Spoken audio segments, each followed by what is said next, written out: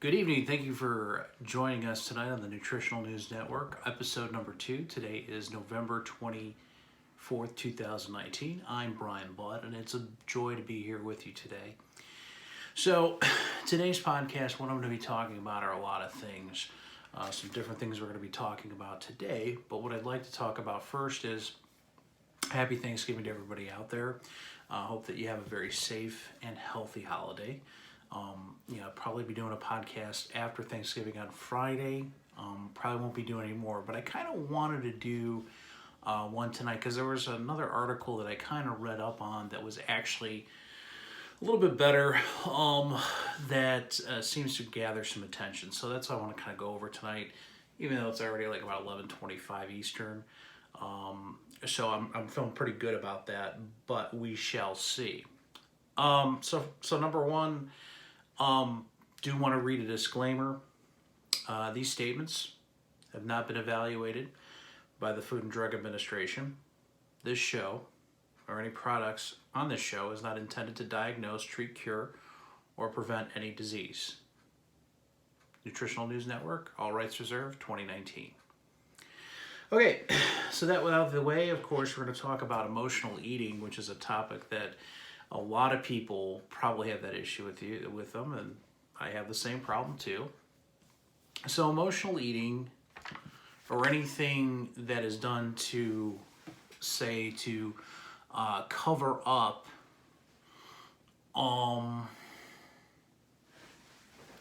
it's hard to explain, to cover up feelings, because that's kind of what happens. You kind of cover up feelings, what's going on.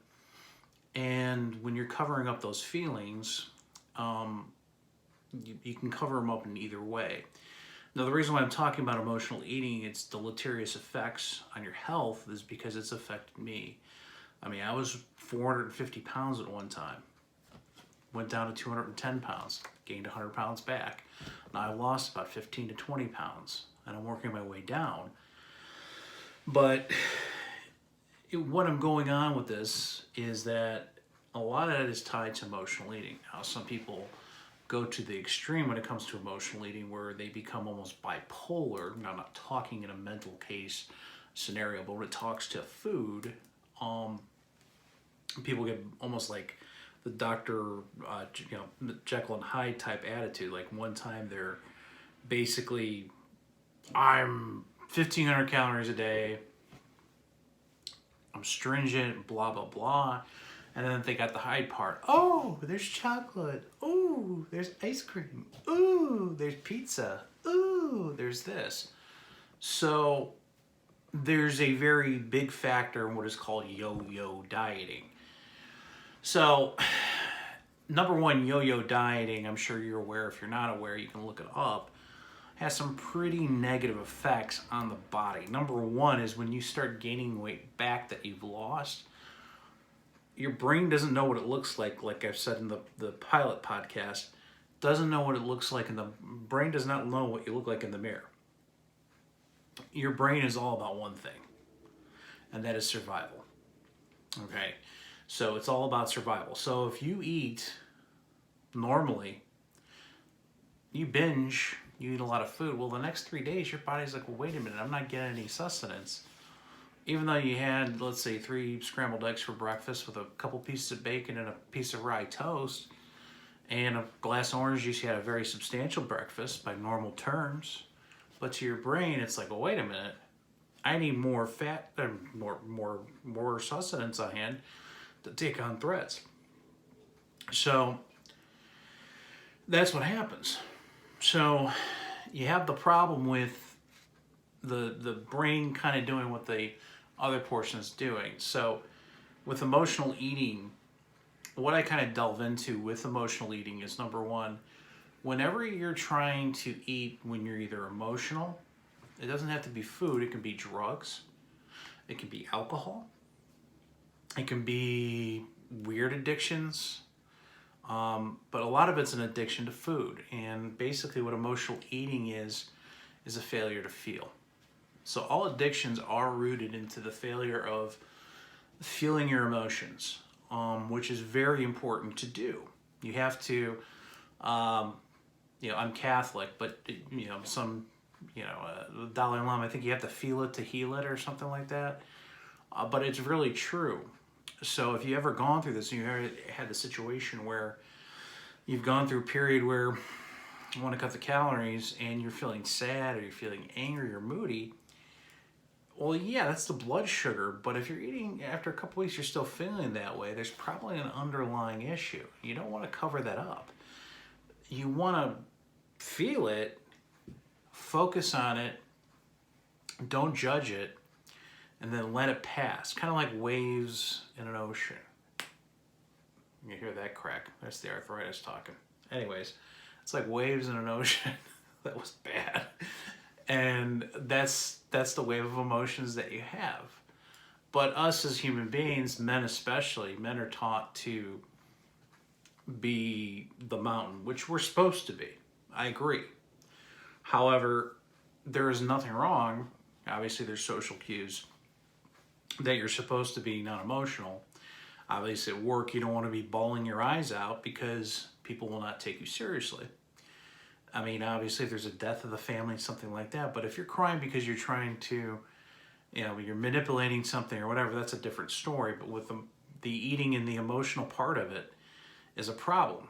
So with emotional eating, basically, it's a failure to feel. So a couple things with emotional eating. Number one, be conscious. Now, why do I say be conscious? Well, it's very simple. Look at this country. Do you think there's a lot of people that are very good critical thinkers, very conscious, very self-aware? Do you think there are? I mean, you look at the public out there, and I'm not knocking them. I'm just like them in some ways too. But do you see what they are like? It's like, I mean, I go to Walmart. It's almost like I'm in The Walking Dead. It's asinine.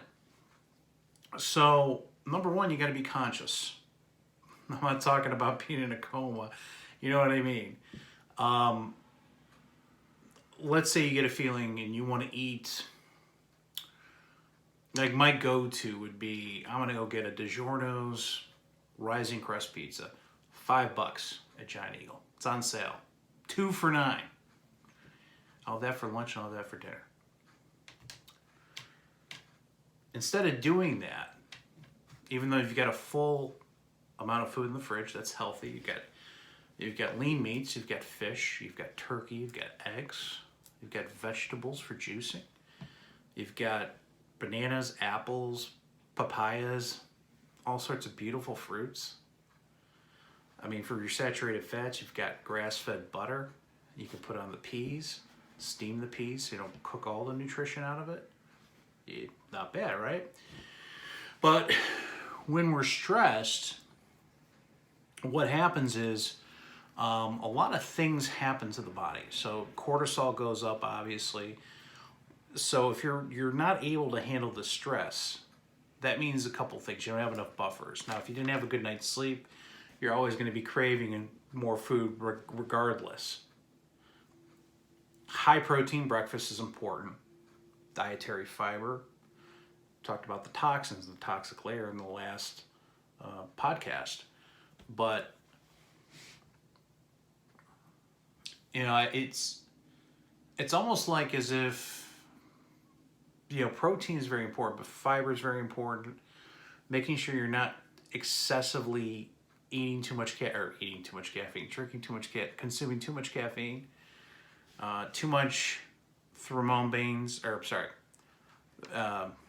what's the word? Gosh, it's been a rough day. But anyways, thermone beans, like from chocolate, coffee, tea. Now, green tea is good, but like black tea still have those amounts in them in a very small amount. So you got to be aware of those things. So when you're aware, okay, well, I feel like crap right now. I want to try, well, what's an alternative?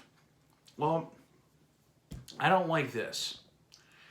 Okay, well, why don't you like this? Well, because of this. Okay. Well, what's good about this situation? Well, I'm actually aware of my situation. I'm aware of what I'm doing. Maybe I'll have a healthy lunch and we'll see how I feel in an hour. Awesome. But when a lot of us are going through that problem of emotional issues in our lives, that are eaters, we like to eat a lot to calm our nerves, which it does, because the liver actually is cooked in the sense that it can't handle the less amount of food when the anxiety is there. So that's basically a pre-form of insulin resistance, because your cortisol, if you have anxiety disorders, panic disorders, all that is, in my opinion, is the basically the response that either A, your circadian rhythms are off, and we'll talk later in the podcast about that, because I have some interesting stuff about that. But let's say you got 4 hours of sleep, or if you're on a sleep schedule, work till, you get up at 7:30 in the morning. Now, the last couple of days, you got up at 10, 11 o'clock. That's going to throw you off, and you're going to be anxious. You're going to want to eat something, high in fat,